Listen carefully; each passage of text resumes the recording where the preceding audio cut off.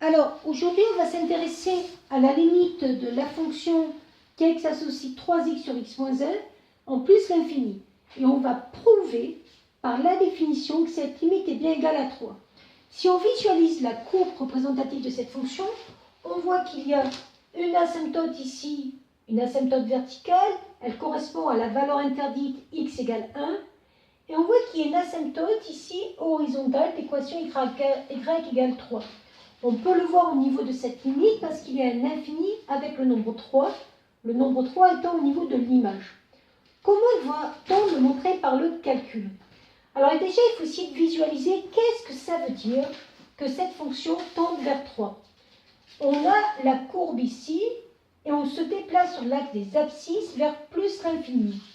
On remarque que plus on va se déplacer vers la droite sur l'axe des abscisses, c'est-à-dire plus x va aller vers plus l'infini, plus l'image de son côté va se rapprocher de la droite équation y égale 3.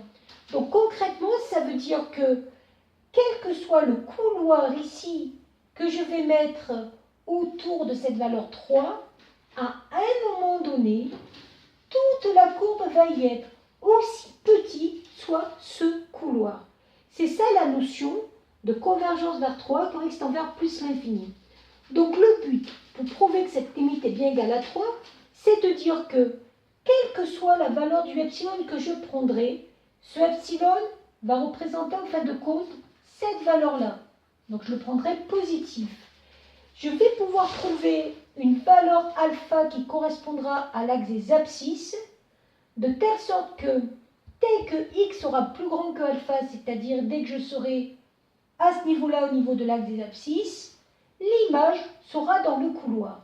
L'image est dans le couloir, ça veut dire qu'elle sera plus petite que 3 plus epsilon, ce que j'ai mis ici, et plus grande que 3 moins epsilon. Enfin, on va se rendre compte que ce qui va nous intéresser, c'est plutôt cette partie-là. Mais on va garder tout pour avoir une équivalence logique. Donc moi, ce que je veux, c'est trouver ce alpha-là à partir du moment où mon image est comprise entre 3 moins epsilon et 3 plus epsilon. Donc je vais commencer par remplacer l'expression de ma fonction f de x. Et le but, je vous rappelle, c'est d'arriver à une inégalité qui sera de ce type-là, x supérieur à alpha. Donc d'isoler le x de telle sorte qu'il soit supérieur à une valeur. Donc là j'ai une fraction, donc je vais essayer de m'en débarrasser. Il ne faut pas oublier que je cherche une valeur de x qui tend vers plus l'infini. Ça veut dire qu'à un moment donné, ce x va être plus grand que 1 quand je vais chercher la limite. Donc comme condition de départ, je rajoute x plus grand que 1. Ce qui veut dire que x moins 1 va être positif. Si x moins 1 est positif, je peux, dans ce cas-là, faire en sorte que je peux multiplier par x moins 5 chaque terme. Donc ça va me donner 3 moins epsilon facteur de x moins 1 inférieur à 3x inférieur à 3 plus epsilon x moins 1.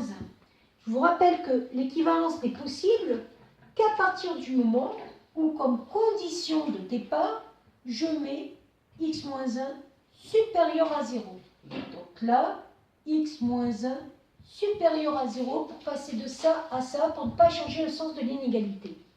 Et donc après, je vais faire comme avec le programme de collège, je vais isoler les x pour essayer de trouver une inégalité de ce type. On y va. En fait, cette partie-là, je ne vais pas trop m'en servir.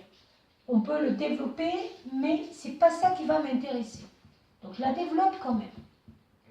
Inférieur à 3x, inférieur à 3x, moins 3 plus epsilon x moins epsilon. Bon, je me rends compte ici que si j'enlève 3x de chaque côté, j'ai le droit, ça se simplifie. Et après, je vais me débrouiller pour isoler ceci. Donc si je veux isoler ceci, je vais commencer par enlever le moins 3 et le moins epsilon. Je vais donc faire plus 3 et plus epsilon sur chacun des membres de l'inégalité. Ça va me donner moins 3, moins epsilon x, plus epsilon.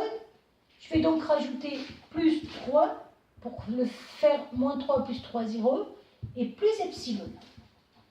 Là, j'ai plus rien. je vais rajouter plus 3 plus epsilon. Et là, si je rajoute plus 3 plus epsilon, moins 3 plus 3, 0, moins epsilon plus epsilon, 0. Il va me rester epsilon x. Je vois que j'ai presque terminé. Il me suffit de diviser par epsilon et on n'oublie pas que j'ai pris un epsilon positif.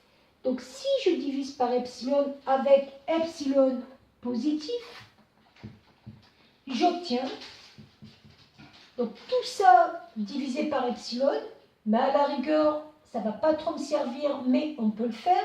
Donc epsilon, facteur de moins x plus 2 sur epsilon, inférieur à 3 plus epsilon sur epsilon, inférieur à x. Ce qui revient à dire que 2 moins x est inférieur à 3 sur epsilon plus 1 inférieur à x. Et là, j'ai terminé. Parce que ce que je cherchais, c'était ceci. Regardez ce qu'on voulait trouver. On voulait trouver un alpha qui soit plus petit que x, de telle sorte que l'image soit dans le couloir. J'ai bien trouvé le alpha, et le alpha que je cherchais, c'est bien 3 sur epsilon plus 1, et ce alpha est bien plus petit que x, c'est-à-dire que le x est plus grand que alpha. Et on remarque une chose, c'est que plus ce epsilon est petit, plus le alpha va être grand, ce qui est cohérent parce que plus le couloir est petit, plus je vais me déplacer vers l'infini. Voilà,